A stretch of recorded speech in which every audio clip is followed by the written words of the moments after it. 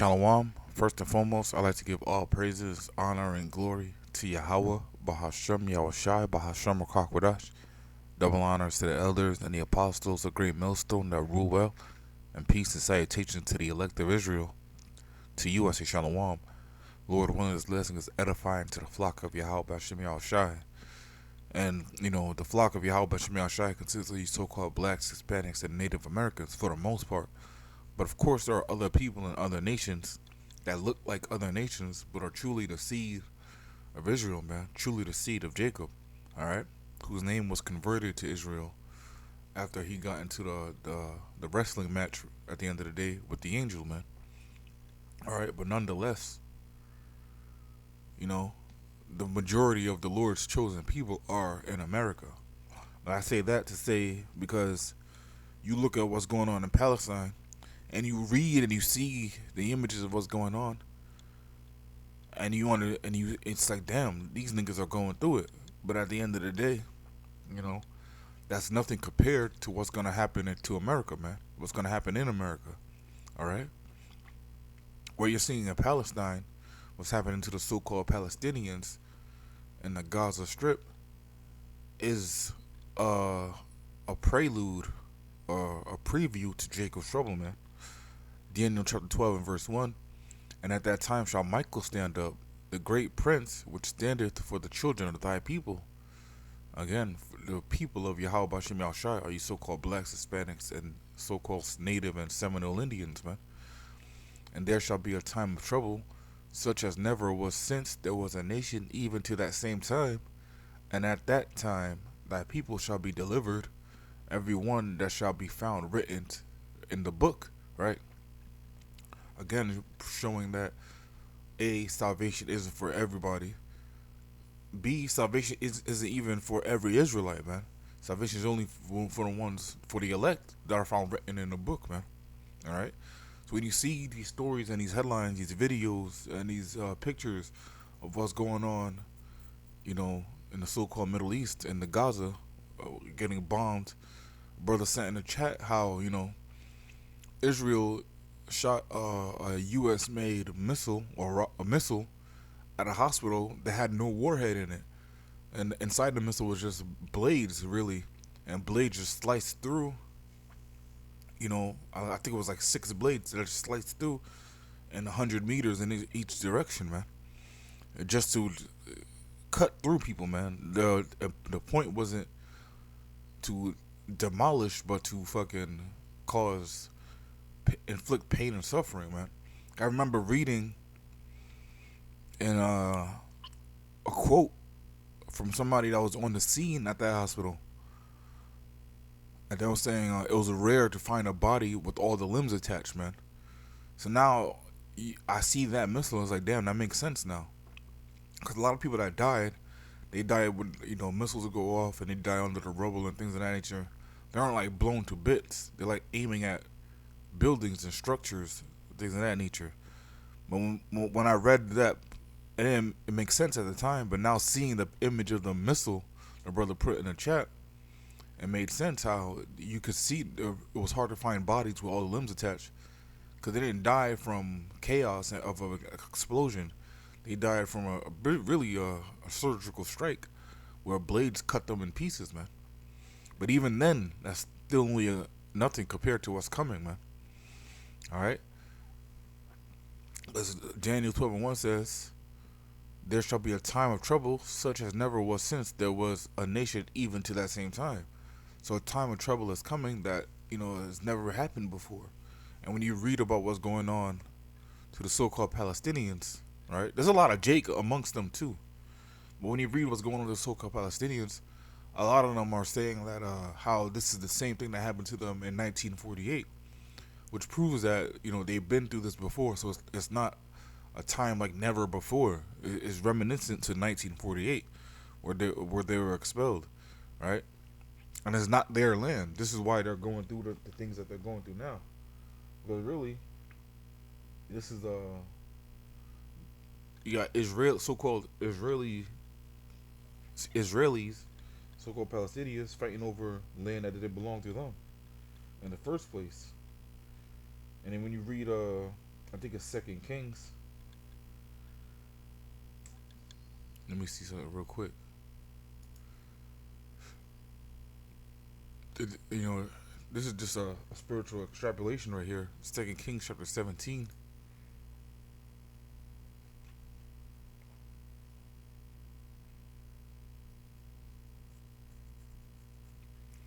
Second Kings 17 and 24.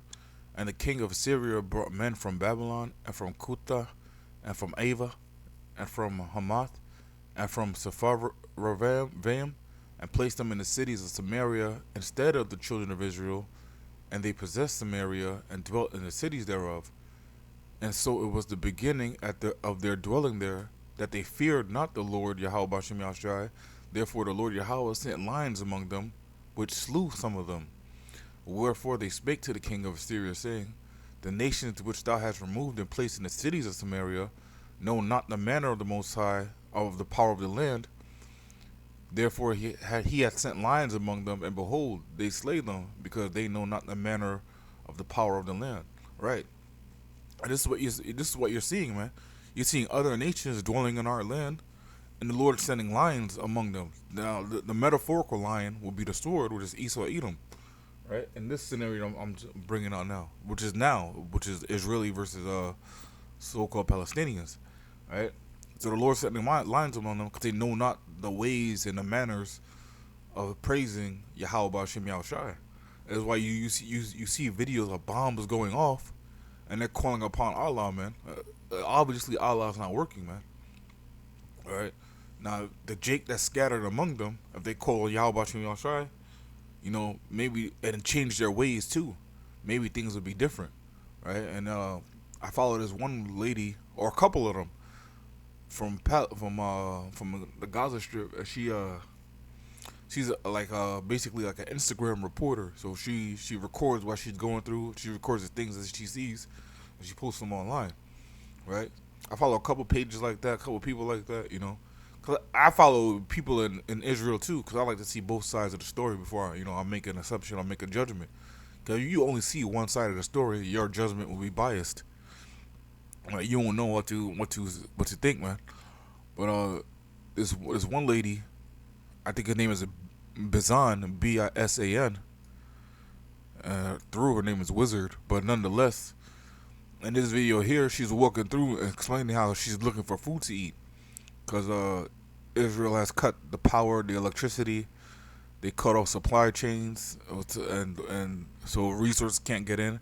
They cut off the water. They cut off the internet for the most part. Because obviously they didn't cut off the internet because these people are still able to upload and post videos and things of that nature. All right, but they cut off a lot of resources what people need to live by, and it's crazy too. Because in Babylon, so-called President Biden is telling everybody one of his goals is to provide internet access to every citizen in America, because internet is as a necessity like food and water, when it's really not. Well, it is and it's not, because at the end of the day, every citizen having access to the internet is just only going to push the word, man. Only going to push the word. It's going to push the word on the unicorn. And men can't live by bread alone, so they're going to need the word too. But nonetheless, you can live without internet because it's been done before. You can't live without food, right? You can't live without water. But in this video here, this is a long video. I'm not going to play the whole thing. But she's walking through the streets looking for food. She's going through supermarkets and stuff like that. And all the aisles are empty for the most part. But there's some aisles have some sort of food on it or something. I think one time in the video, she goes to the store and she's asking for flour because the place where they cook the flour into bread or bake the bread, they don't have flour. So people are bringing their own flour in order to for them to make it and cook for them. Again, which proves that this is nothing compared to Jacob's trouble. Well, what they're going through is a walk in the park compared to Jacob's trouble, because you're not going to be able to have flour. Think about how small a percentage of the population know how to even sift wheat to create flour in the first place. So if there's no flour on the shelves, you're not going to be able to take flour and bring it to somebody to bake for you, man. That's not going to happen. So, and in a way, they have it easy, right? This is nothing compared to Jacob's trouble. بالنهار عشان نضل عايشين يعني. في خبز. للأسف المحلات فاضية، الرفوف كلها فاضية. السلام عليكم، أنا بسال من غزة. أنا لسه عايشة، واليوم بدي أخذكم على السريع في رحلة كيف نوفر فيها وجبة واحدة، أيا تكن الوجبة طبعا، لأنه اللي بصح لنا في هاي الظروف في وجبة واحدة ناكلها بالنهار عشان نضل عايشين يعني. تعالوا ندور على أي شيء يتاكل، حرفيا أي شيء. يلا.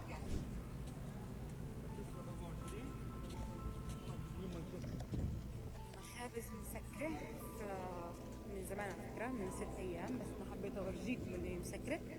فتعالوا أورجيكم بديل المخابز اللي هو الصاج.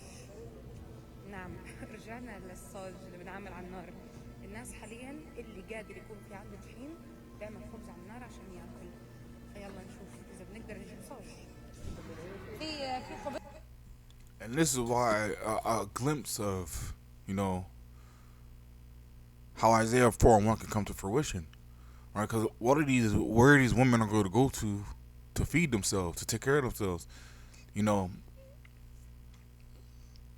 Nonetheless, what are they going to turn to men, right? And niggas in the world are going to destroy them, just like niggas in the world are destroying women now. Niggas in the world will destroy these women in Jacob's Trouble, man. You ain't gonna be able to walk up to random men like this, man, and say, "Oh, do you have food? Do you?" No, that's a death sentence for a woman. In Jacob's Trouble, if she's hungry, she cannot walk up to random men and say, "Do you have food?" Things of that nature. She's gonna have to get her herself. Or nonetheless, you know, that's why a man shall be like fine gold, man. Let me go to Isaiah 4:1 real quick. Slocky, I clicked one by accident.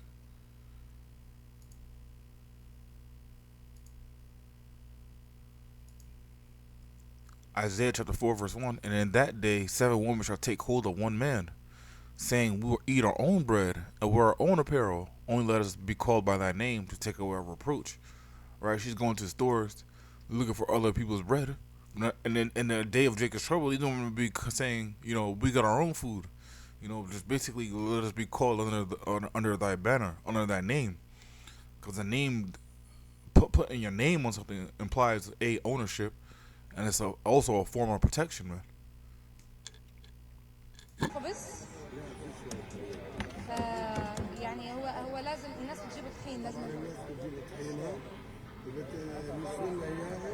اه بنعطيها اياها جاهز. يعني لازم اجيب طحين عشان تعملي خبز. طبعا لازم تجيب طحين حاليا. لو رجعت اخر النهار بلكي كان ضايل عندك.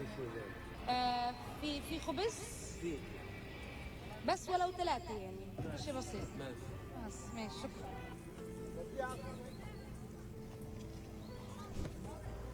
طيب بعد ما لقينا إجابة على سؤال الخبز، تعالوا ندور على إجابة على سؤال المعلبات. بما إن Now she got bread. Now she's looking for canned food. I'm not gonna play this whole video because it's long as hell. But nonetheless, you know, this is a preview of Jacob's Trouble. So she's just gonna go around to the stores, and you know her name is Wizard underscore Bison1 on IG if you want to see this video for yourself. I'm not gonna play the whole thing; it's dumb long.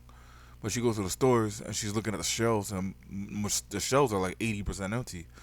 And it's weird because even though all hell is breaking loose out there, everything seems to have some type of order, right? Which proves, you know, Jacob's Trouble is gonna be way worse than that, man. Cause it's gonna be no order; it's gonna be straight chaos, man. And Esau Edom's gonna try to create order out of the chaos, but it's gonna be too late. Jeremiah 30:5, for thus saith the Lord, we have heard a voice of trembling, of fear, and not of peace. Right? You watch that video, everything is at peace, really. Yeah, the buildings are destroyed, and it's hard to find food.